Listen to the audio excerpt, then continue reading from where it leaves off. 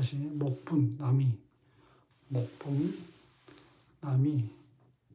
연겁, 목이 남쪽으로 내달린다는 것은 목과 삼각격으로서 설기가 태거하다는 말이다. 목이 남방인 4월, 2월에 남방에 태어나면 월령이 진상관이다.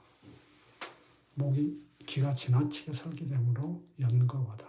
목의 쇠왕은 물론이고 인수를 갖추지 못하면 불가한데 인수라는 것이 수이다. 목이 약해도 수를 얻으면 목의 뿌리를 적셔 화의 설기를 겁내지 않고 화도 역시 목을 불살할 수 없다. 목이 왕해도 뿌리가 수로 적셔야 화로서 목에 청화 수기를 유행하여 귀하게 된다. 그렇지 않으면 화조, 토, 고 하니 설사 목이 무리를 이루어 많더라도 역시 평고지상에 속한다. 이는 수가 목신을 온전케 할 수 없다는 것을 의미한다. 그 다음에 금견수이 유통.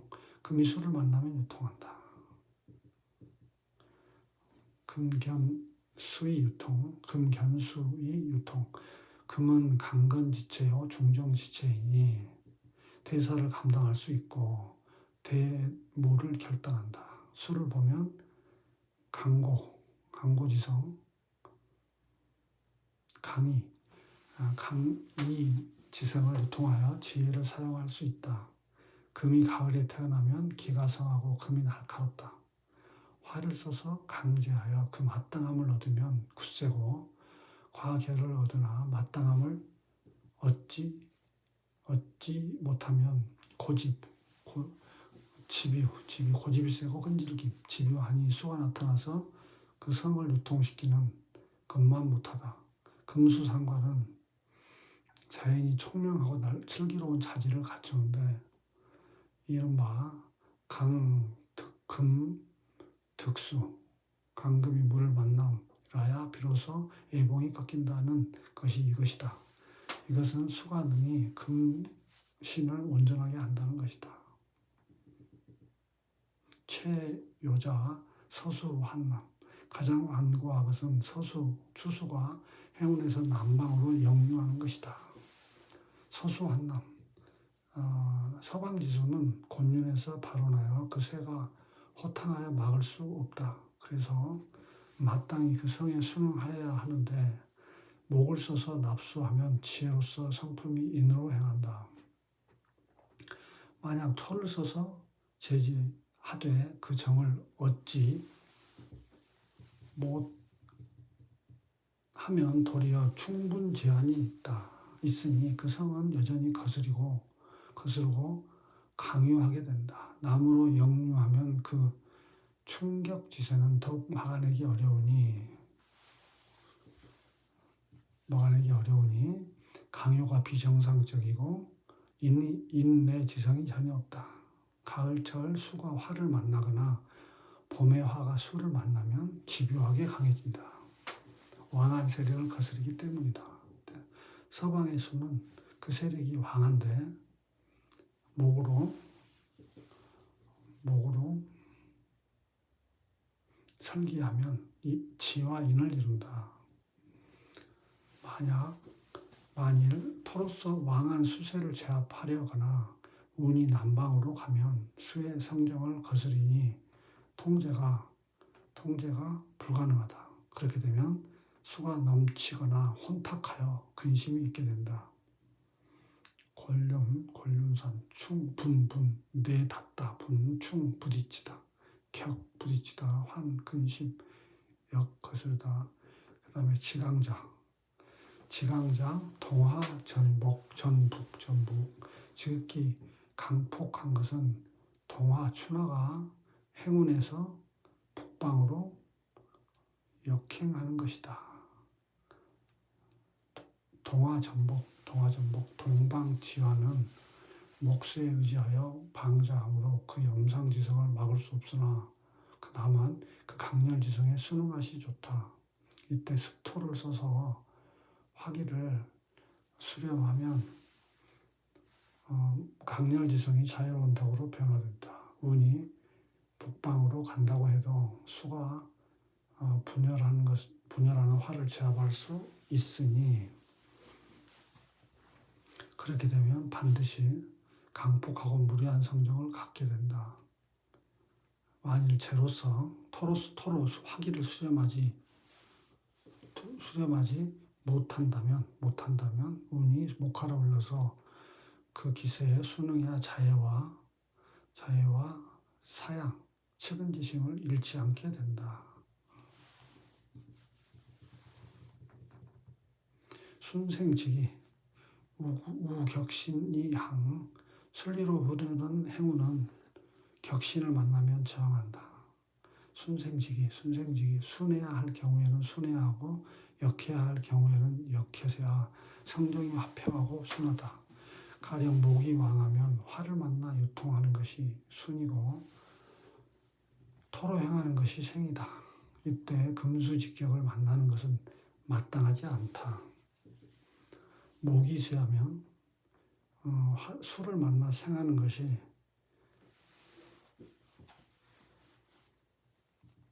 목이 왕하면 화를 만나 유통하는 것이 순이고 토로 행하는 것이 생이다. 이때 금수직격을 만나는 것은 마땅하지 않다. 목이 쇠하면 수를 만나 생하는 것이 도리어 순이고 금으로써 수를 돕는 것은 역하는 가운데 생이다. 이때 화토직격이 만나는 것은 마땅하지 않다. 내가 생하는 것이 순이고 나를 생하는 것이 역이다.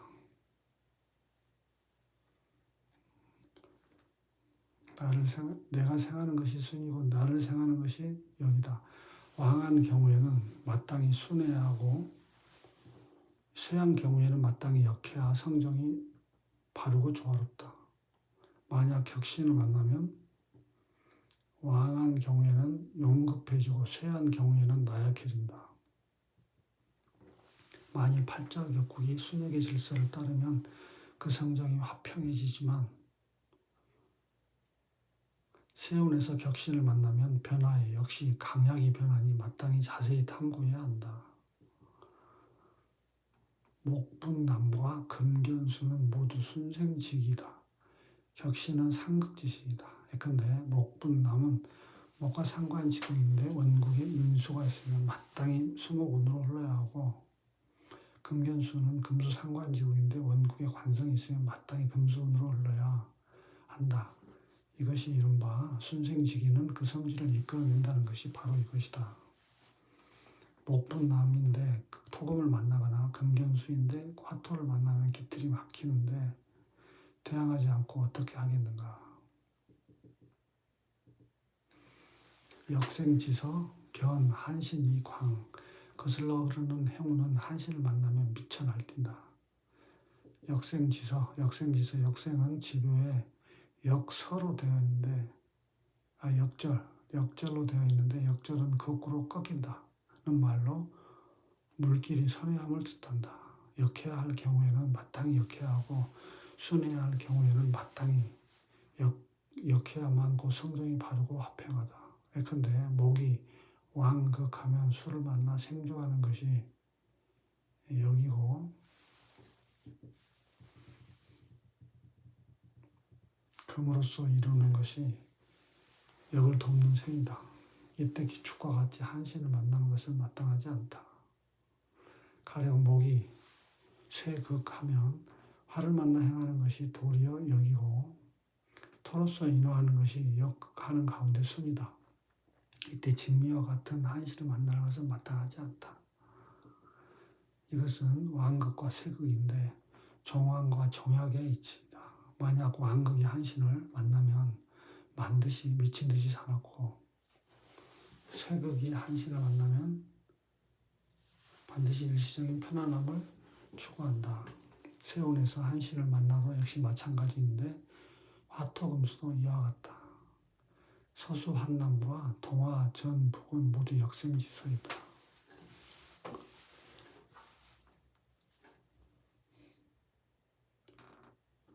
서수 한남 지국은 목이 한신이고 동화 전북 지국은 금이 한신이다. 수를 마땅히 윤화해야 하니 거스르는 것은 마땅하지 않다. 환남하면 화가 기신이 되는데 목이 화염을 도우면 기신이 어찌 더욱 방장에 날뛰지 않겠는가.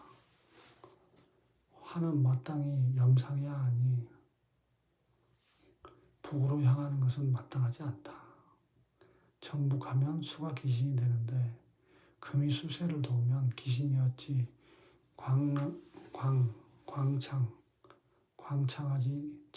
창광하지 않겠는가.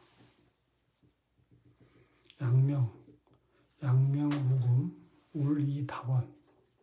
양명한 기운이 인호술이 행운에서 금기가 함장된 지지를 만나면 답답하여 번민이 많다.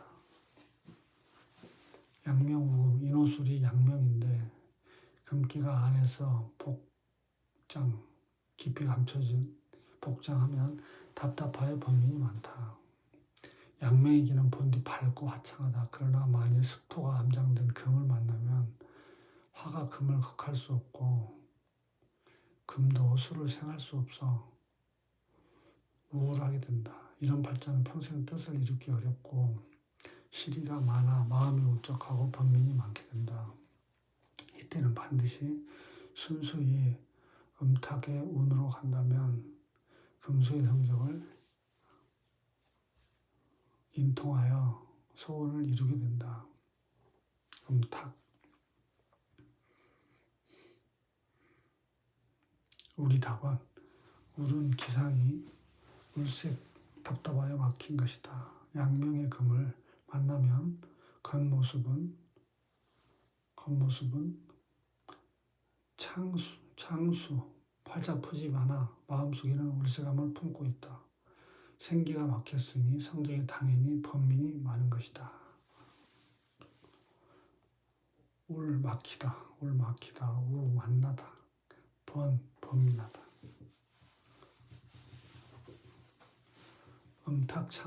음탁창화, 포위다체. 음탁한 기운, 유축에가 행운에서 화기가 함장된 지지를 만나면 음기에 에워싸여 막힘이 많다. 음탁창화. 유해축이 음탁인데 화기가 안에 함장되어 있으면 빛을 발하여 못하여 막힘이 많다. 흐리고 어두운 기운은 분디 분발하기 쉽지 않다.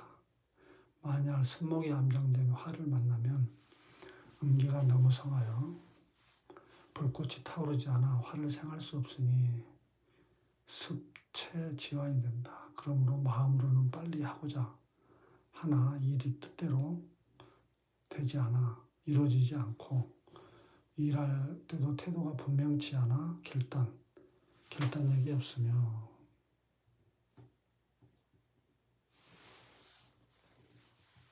결단력이 없으며 심성이 의심이 많다.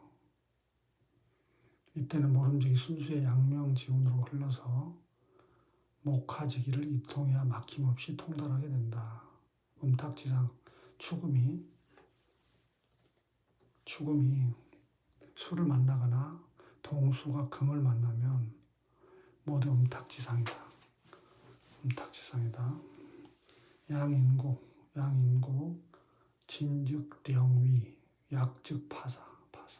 양인국은 싸울 때는 위세를 떨치지만 국을 이루지 못해 약할 때는 이를 두려워한다. 양인국은 양인이란 걸록 앞에 이류에 있는 양간의 겁제를 말한다. 예컨대 갑묘, 병오, 무오, 경유, 임자 등이다. 양인국이란 양일생이 월지에 양인이 붙고 지지에 회국하거나 생조를 얻는 격국을 말한다. 양인국은 사주에 인비가 중중하면 왕이고 식재관이 중중하면 약이다. 양인국에서 가령 양인이 오화인데 천간에 병화가 투출하고 지지에서 다시 인호 회국하거나 인술이 회국하거나 혹은 묘가 생하면 일간이 왕하게 된다. 이때 정화가 투출하면 노인이 곧 드러난 양인이다. 자가 오를 충하면 전이 되고 미가 오를 합하면 장이 되는데, 다시 오화가 해수나 임계수의 극제나 죽진토의 누설을 만나면 곧 약이다. 상관격, 청즉겸화, 탁즉강맥. 상관격은 청하면 겸화이나 하나, 탁하면 억세고 사납다. 상관격이란 가령 지지가 회합하여 상관국을 이루고 천간이 상관으로 화한 상이다. 상관이 중복되어 나타나지 않고 식신과 혼잡되지 않으면 신왕 유지하거나 신약 유인하면 상관격이 청하다고 말하는데, 이와 반대면 탁이다. 하목이 수를 보거나 동금이 화를 만나면 청하면서 빼어나니 부기가 비상하다. 진가상관. 상관은 반드시 진가를 분분해야 한다. 진이란 신약하여 인수를 써야 하니 재를 만나지 않아야 청하고, 가는 신왕하고 재가 있는 경우인데 인수를 만나지 않아야 귀하다. 진은 원령이 상관이거나 지지에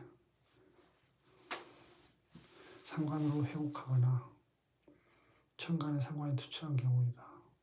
가는 비금이 만국인데 관성에 극제가 없거나